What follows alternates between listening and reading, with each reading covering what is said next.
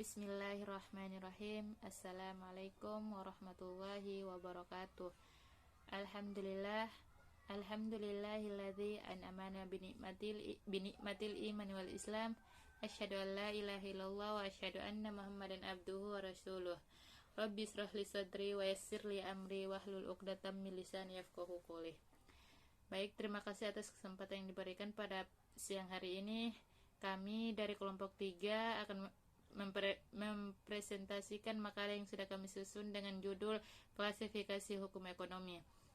Baik, yang akan memaparkan materi pertama oleh saudara Ahmad Anan Isnain dan dilanjuti oleh Sulistiawati Hasan dan saya sendiri. Baik, kita masuk ke pemateri pertama yang akan dijelaskan oleh Saudara Ahmad Anan Isnain. Assalamualaikum warahmatullahi wabarakatuh. Kami dari kelompok 4 akan mempresentasikan hasil kerja kami yang berjudul klarifikasi hukum ekonomi. Langsung saja ke pembahasan. Yang pertama, pengertian hukum ekonomi. Pengertian hukum ekonomi adalah keseluruhan pengaturan hukum yang mengatur mempengaruhi segala sesuatu yang berkaitan dengan perekonomian nasional dan kehidupan negara, baik itu privat maupun publik, secara tertulis dan tidak tertulis, mengatur kegiatan dan kehidupan perekonomian nasional. Lahirnya hukum ekonomi disebabkan oleh pertumbuhan dan perkembangan ekonomi yang pesat. Dalam hal ini, peran hukum adalah untuk membatasi dan mengatur kegiatan ekonomi, sehingga pembangunan ekonomi tidak mengabaikan hak-hak masyarakat. Menurut Sunarti Hartono, hukum ekonomi adalah keseluruhan kaidah-kaidah dan putusan-putusan hukum yang secara khusus mengatur kegiatan dan kehidupan secara ekonomi Indonesia. Seperti halnya dalam ekonomi yang membedakan antara ekonomi mikro dan makro. Hukum ekonomi juga berbeda dengan hukum bisnis. Hukum ekonomi diartikan sebagai keseluruhan peraturan, putusan pengadilan dan hukum kebiasaan yang menyangkut pembangunan kehidupan ekonomi secara makro. Sedangkan hukum bisnis adalah keseluruhan peraturan, putusan pengadilan dan hukum kebiasaan yang berkaitan dengan bisnis para pelaku ekonomi mikro. Menurut Abdul Hakim Garuda Nusantara, hukum ekonomi merupakan perangkat peraturan-peraturan yang mengatur paling tidak 2 hal yang berkenaan dengan usaha-usaha untuk mengelola sumber daya ekonomi guna meningkatkan kemakmuran masyarakat, yaitu yang pertama, hukum ekonomi merupakan segala peraturan baik berupa legislasi atau undang-undang, regulasi atau peraturan pemerintah atau peraturan pelaksana lainnya, maupun kebiasaan yang dimaksudkan untuk mengatur cara-cara bagaimana sumber daya ekonomi secara makro dikelola guna meningkatkan kemakmuran masyarakat. Yang kedua, secara khusus, hukum ekonomi dimaknai sebagai segala peraturan baik yang berupa legislasi, regulasi maupun kebiasaan yang dimaksudkan untuk mengatur secara adil pembagian hasil pengelolaan sumber daya ekonomi sesuai dengan tingkat peran serta keanggotaan masyarakat yang dituntut dalam pengelolaan sumber daya ekonomi tersebut. Sebagai negara kesejahteraan, pemerintah berkewajiban melindungi hak dan kepentingan masyarakat dalam bentuk hukum yang umum.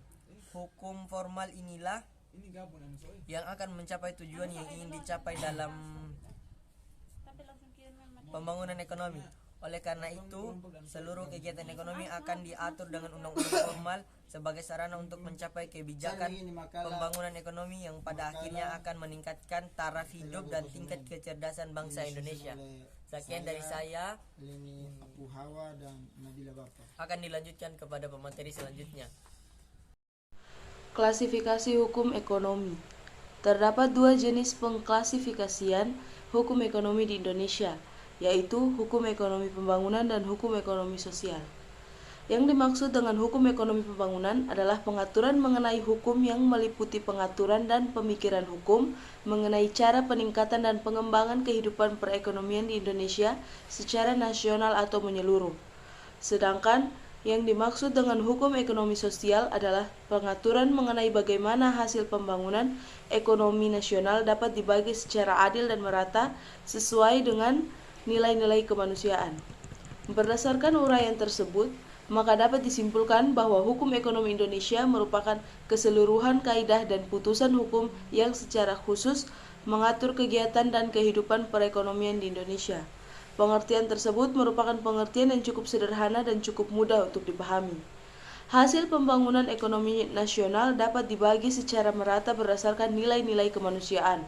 Berdasarkan uraian di atas, dapat disimpulkan bahwa hukum ekonomi Indonesia adalah segala peraturan dan keputusan hukum yang secara khusus mengatur kegiatan dan kehidupan perekonomian Indonesia. Definisi ini cukup sederhana dan mudah untuk dimengerti. Oleh karena itu, hukum ekonomi merupakan bagian dari sistem hukum yang ada di Indonesia serta berperan sangat besar dalam pengaturan kegiatan perekonomian di Indonesia sebagai sesuatu yang sifatnya sangat fundamental. Maka pengaturan mengenai hukum ekonomi sesungguhnya dapat dengan mudah kita temui dalam berbagai peraturan perundang-undangan di Indonesia. Yang ketiga, ada asas-asas dalam hukum ekonomi.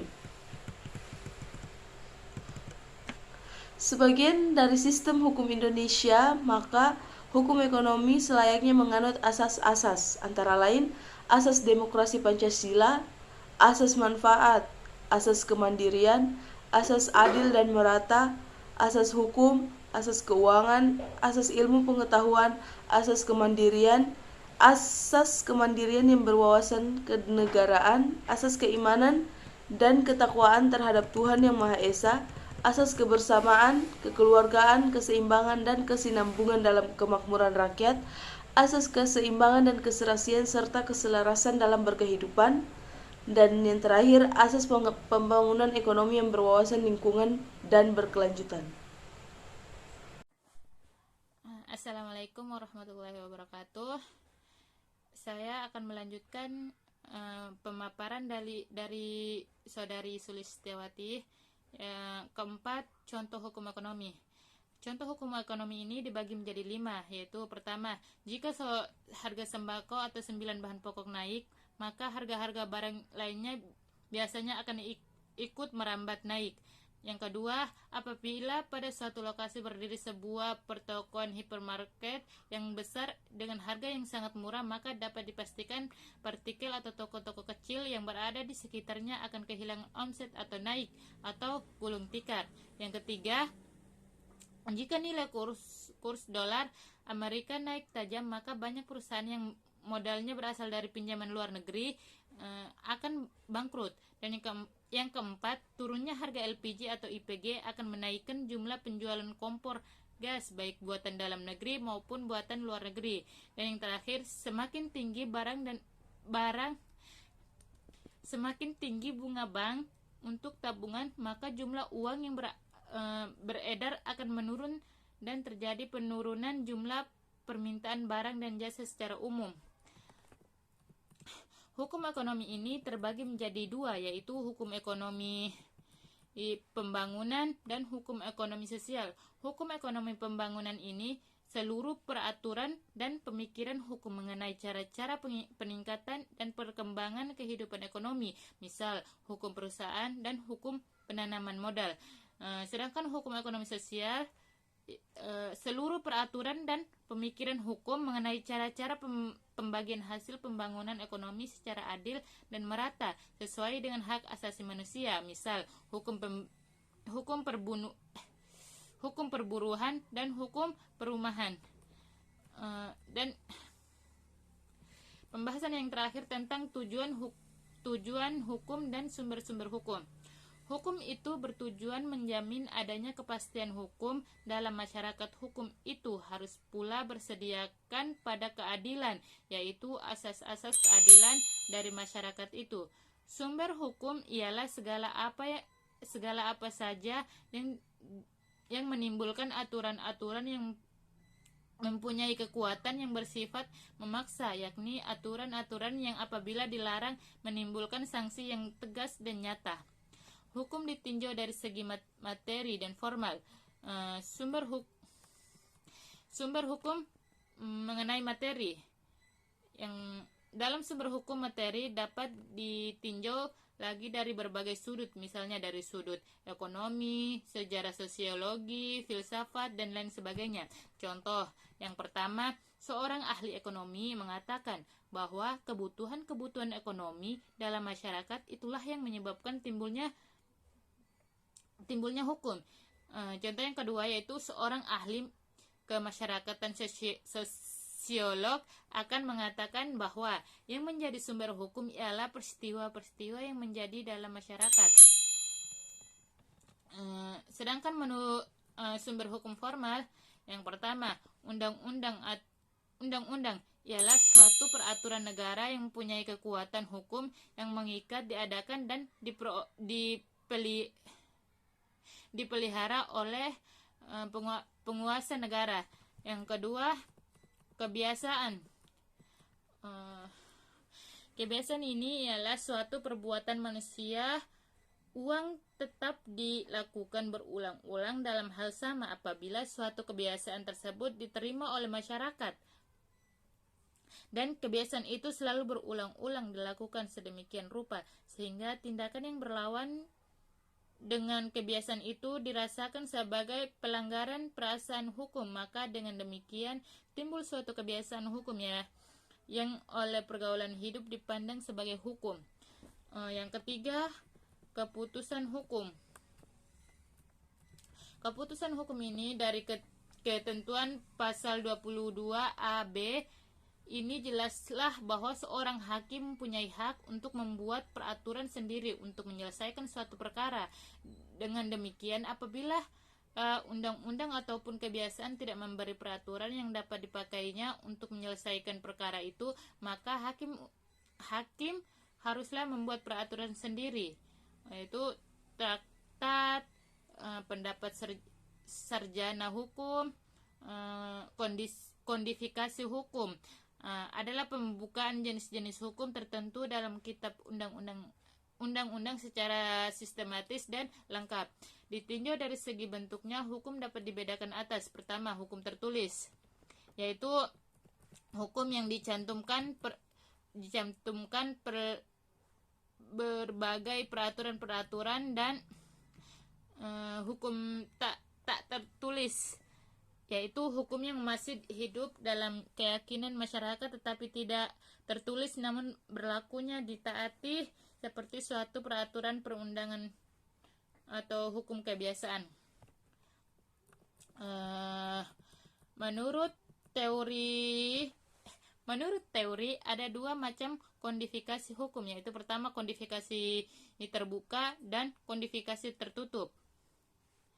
Kodifikasi terbuka yang membuka diri terhadap